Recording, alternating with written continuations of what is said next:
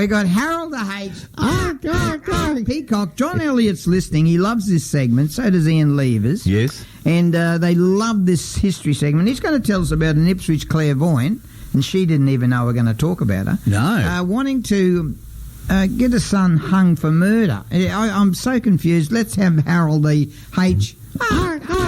Peacock on air now. Hello. Yeah, good morning, Danny. This is a bit scary, so just don't arc it up too much. Just stay calm. Well, we want people to arc it up a bit to give us their arcs on the history out there thing, but let's go with this. Tell us about the clairvoyant. It was late in the afternoon of Sunday, the 28th of December, 1930. Right. Two friends, there were 18-year-olds Charlie Smith and Jim Hislop. Right. They went from the homes at Churchill in Ipswich to a paddock along Deebing Creek to do some shooting. Right. Each had a .22 caliber P rifle. Now, Charlie's parents had left during the week for a seaside holiday. Right. His father was Hellfire Jack Smith. Right. He was so called on account of the high speed at which he drove his train. Now, on that afternoon, Charlie and Jim shot at some birds and reloaded before moving along some bushes near the Sandy Gallop Asylum. Jim began to put his rifle on his shoulder when there was a shot.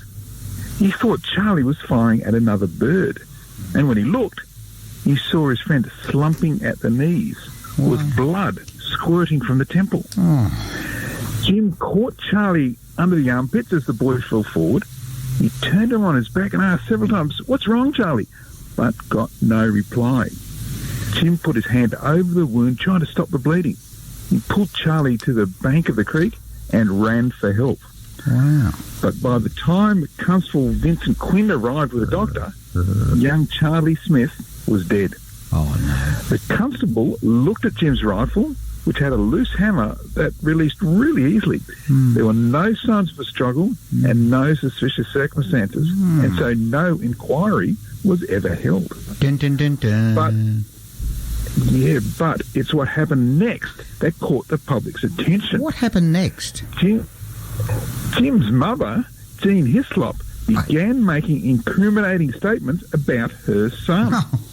Good on you, Mum. Mrs. Hislop said that she'd been living in fear of him for a long time and that she had noticed the lack of emotion of her son when he described how Charlie had been shot. Blood, yeah.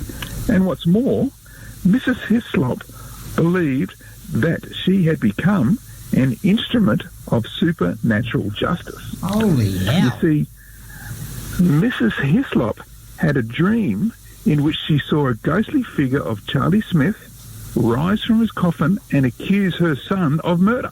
Wow.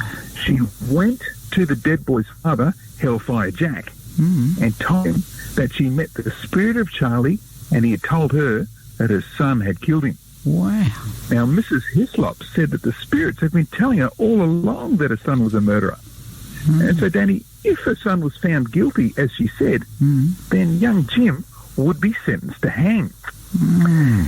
Anyway, in 1932, 14 months after Charlie's death, his father, Hellfire Jack, asked for an inquiry. Now, the inquiry began here at Ipswich and even went up to Townsville. But when the coroner heard that Mrs. Hislop had spent time at the Goodna Mental Asylum, her testimony was tainted. So young Jim Hislop was never charged with murder or anything to do with the death. But strange events haunted his family. Wow. Jim's uncle Tom Hislop had been on a holiday in Scotland when war broke out. So apparently in safety, he joined the regimental band of the 12th Royal Scots Pipers. But the band got blown to bits and Uncle Tom was fatally wounded. Jim's father worked at the Ipswich Railway Workshops, and it was there that a large piece of timber unexpectedly rolled off a truck and struck him on the head. And young Jim Hislop himself, 10 years later, he was coming home to Ipswich when his motorbike collided with a car at Rocklea. He was thrown along the road and lost his leg. Now, the good news is that Jim got workers' compensation, but perhaps the curse of his mother never, ever left him. My mate, And so that's what happens when a clairvoyant meets Hellfire Jack out of Ipswich. Mate, you Bad things happen. These are true stories, right? Absolutely. You can look this up. There's a public record from 1930, 1932. You just build the story up, and you think you're at the crescendo, and then bango, you go higher. You hit a higher note. Unbelievable. Mate, how do we find out about this story and other stories and get your arc going, girls in your bikinis? Just go online to historyoutthere.com. This story will be uploaded first thing in the morning, and there's a lot more detail on upload as well, including photos of all the people. But it's a strange story when a mother tries to get her son hung. Thanks to, I guess, Hellfire Jack. Very, very strange story, but a true story and part of Ipswich's history. And you'll hear it here, listening to Harold the H. Peacock on History Out There on West Bremer Radio at 8:21.